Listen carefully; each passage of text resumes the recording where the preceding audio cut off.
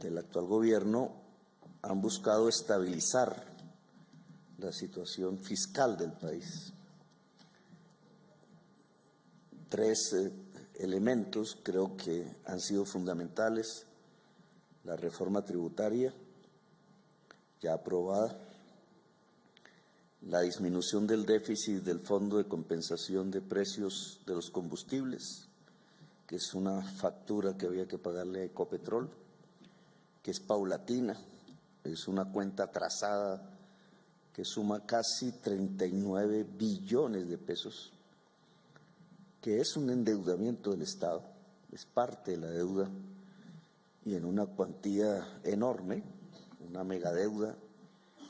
Comienza a ser pagada, ya se transfirió 6.5 billones y durante todos estos meses, en la medida en que se incremente de a 200 pesos el precio de la gasolina, irá disminuyendo. Y el tercer elemento es la transformación de la estructura de la deuda externa de Colombia, tratando de pasar deuda de corto plazo, muy abultada en este momento, hacia deuda de largo plazo, disminuyendo los requerimientos de corto plazo. Son los tres elementos con los cuales podemos decir que vamos resistiendo el hecho de un gran golpe contra las finanzas públicas, un déficit que alcanzó casi 8% del PIB. Nunca lo habíamos tenido en los años contemporáneos y nos permite mirar con tranquilidad lo que va a venir. Lo que va a venir, que ya se siente, por el lado negativo, indudablemente es una probabilidad alta de recesión mundial. Dependerá mucho de la tasa de interés internacional, sobre todo de los Estados Unidos, dependerá mucho de lo que suceda con la guerra en Ucrania, todas variables que no dependen de nosotros. Si la guerra se acortase, indudablemente tendríamos otra situación económica.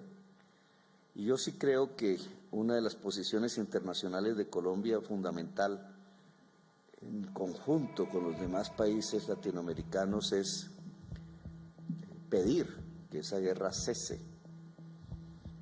Ha sido nuestro objetivo. Se nos ha pedido que nos alinderemos. Indudablemente nosotros estamos en contra de cualquier invasión, pero no de unas y de otras no, sino de todas las invasiones que en este siglo se han dado y que no deben seguir dándose, porque colocan a la humanidad en circunstancias de enorme peligro. Todas estas invasiones tienen que ver con una economía fósil. En el fondo son guerras articuladas alrededor de combustibles fósiles, como lo fue Libia, Irak, Siria, como lo es la guerra de Rusia y Ucrania. Y quizás marca los tiempos de tensión que un cambio económico indispensable está definiendo. En la medida en que se necesitan cambios, en esa medida hay resistencias. Y las resistencias tienden a ser violentas en el mundo. Los escenarios de la COP27 nos van, por ejemplo, nos van marcando ese tipo de tensiones. Ese panorama internacional se conjuga en Colombia con la crisis climática también. No lo escuché, pero este es un elemento fundamental. La pérdida que tiene el país hoy, aún por evaluar, realmente puede sobrepasar los 10 billones de pesos. Se deriva de las mismas circunstancias mundiales, solo que aplicadas a Colombia.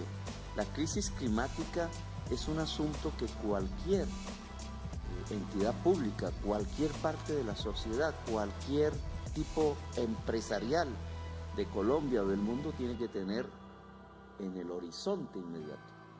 La crisis climática puede variar completamente las circunstancias de cálculo en un país. Si ustedes miran no más lo que hace 3 años, quizás un poco más, en el año 2019 se podía predecir del mundo, predecir de Colombia, pues cambió completamente esa predicción si lo analizamos ex post.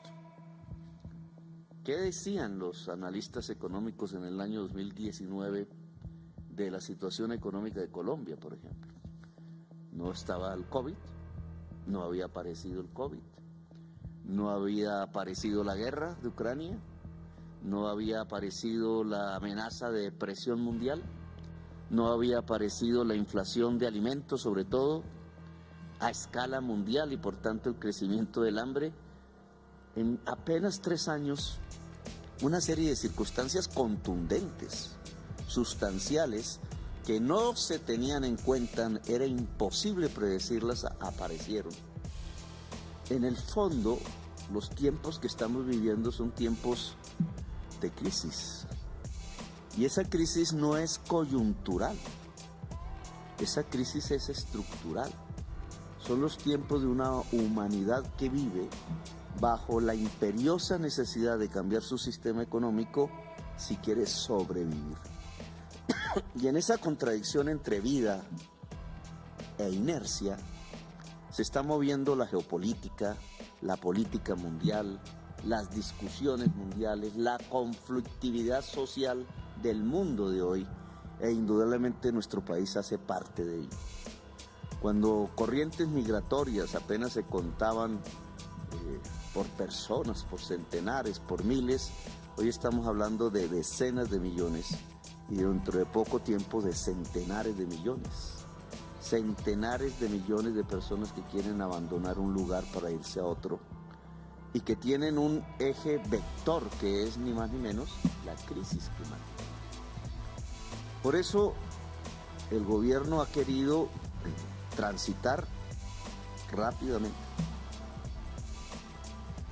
hacia la adaptación de Colombia a las nuevas condiciones tecnológicas que habrá en el mundo, que ya se pueden medir, sentir y tocar, hacia un mundo en el que creo Colombia tiene muchas más probabilidades que en el actual. Claro, igual que en el mundo, nosotros nos tensionamos entre la vida y la inercia, con un grave problema: la inercia nos lleva a la extinción. Y aquí entonces lo que hay que escoger es relativamente fácil, solo que intereses, costumbres, formas tradicionales de la existencia económica, de la existencia social, generan las inercias. Tratan de demorar los cambios, porque en la selección entre vida e inercia, la palabra cambio se vuelve fundamental. Es que no solamente hay que cambiar a Colombia, hay que cambiar el mundo. Y ante eso están todos los dirigentes y las dirigentes políticas del mundo.